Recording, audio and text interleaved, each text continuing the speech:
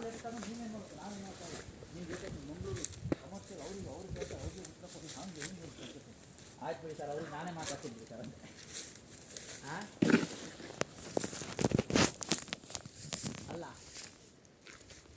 ಹಾಂ ಹಾಂ ಹಾಂ ಅವ್ರು ಯಾವುದೋ ಟೆನ್ಷನ್ನು ಮಾಡ್ತಾರೆ ಕಡೆಗೆ. ಇಲ್ಲ ಬಿಡಿ ಸರ್, ಅವ್ರಿಗೆ ನಾನೇ ಮಾತಾಡ್ತೀನಿ ಬಿಡಿ ಸರ್ ಅಂತ.